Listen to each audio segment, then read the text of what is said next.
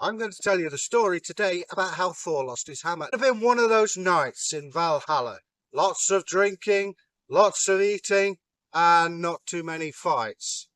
Thor was in the thick of it as usual, drinking heartily, and eventually he got to bed. Next morning, he lay in bed and his head was throbbing. First thing, as every morning, put his hand out to find his hammer, but it wasn't there. "Save me, dog!" "What?" "Where's my hammer?" "I'm not responsible for your stuff. Look after it." "All right, calm down." So he looked all around the house. He looked behind the curtains. He looked in the chest at the bottom of his bed. Nothing. This was serious business. He called Odin. "My lord, I've lost Mjollnir." "What?" "Yeah, I had it last night, but I can't find it now." "Right, this is serious." He calls a council of all the gods and goddesses. "Gods and goddesses, this is a serious matter. Thor has lost his hammer. Any ideas? If we don't get that hammer back, Thor can't protect us from giant, and we can't protect humanity down on Midgard." There was hope. Suddenly Loki says, "I've got an idea." "Oh no," said Odin. "What is it?" "Well, if I could borrow Freya's flying skin, I could have a mosey around, see what's going on." "Actually," said Odin, scratching his beard, "that's not a bad idea." "Oh, thanks." "You're welcome," said Odin. "Only this time, don't mess it up. Trust me, would I lie to you? Just get gone."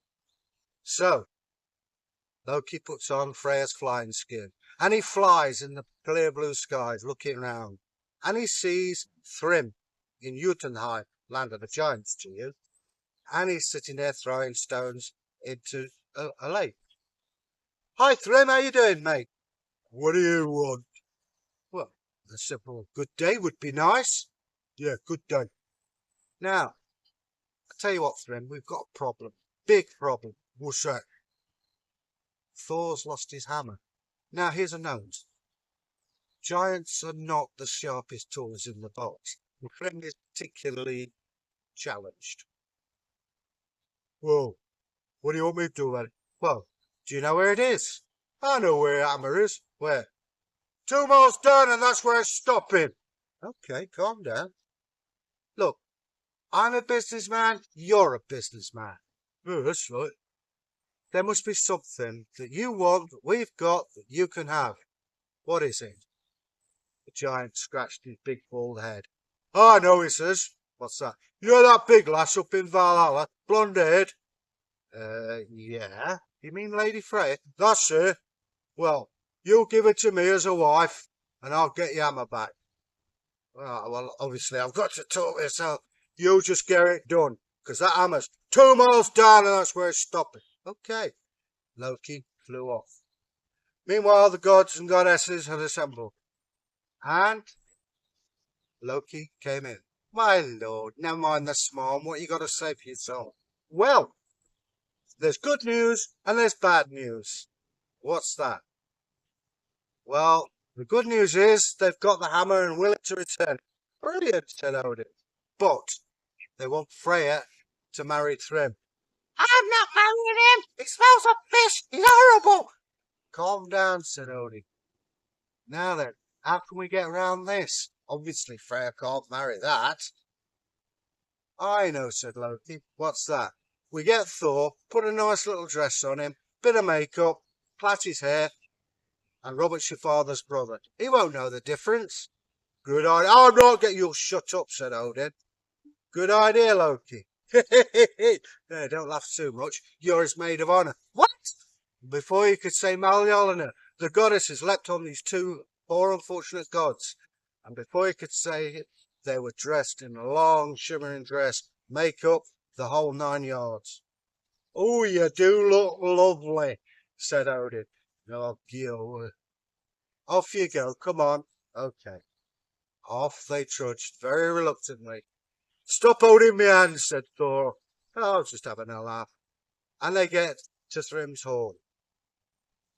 "Welcome," they said. "We've set a feast aside for you. Come on, my little duck, Come and sit up next to me. Get off, man. Get off me. And he sat there, and he looked at Thrym. His eyes were like fire. What's for here then? Said Thrym. What?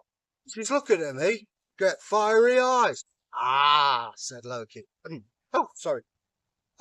It's because she hasn't seen you for 8 days, and she's so enamoured of you she couldn't sleep. Oh, that's fair enough. Brick feasted. In it came. Thor leapt on it. 50 salmon, 10 head of oxen, 50 gallons of wine. By heck, I'd rather keep here a week than a fortnight. What's with this? Ain't you fed her or something? No. He's so enamoured of you. He hasn't been able to eat for 8 days. Makes sense, because I'm a bit of a catch, me. Yes. Bring forth the morning garber, or the marriage gift. In came 4 sweaty giants, carrying the mighty Mjollnir. Stick it there, and they put it between her legs. Now then, speaking as a newly mapped before he could finish, Thor leapt up, smashed his head in, blood everywhere, and the giants are screaming, trying to get out, and he's smashing them left, right, and centre.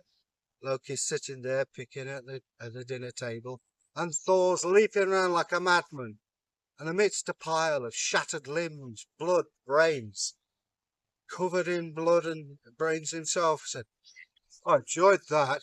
I thought you might, said Loki. Do you think we ought to go before this fall? Yeah, go on then. And off they went. Thor with his hammer over his shoulder. For some reason he put his arm round Loki. Get off. And they went to the hall of Valhalla. The gods were all in conference. Thor came strutting in, proud as you like. And all the gods started laughing and taking the mickey. Thor had forgotten was still wearing the full dress and makeup of a woman.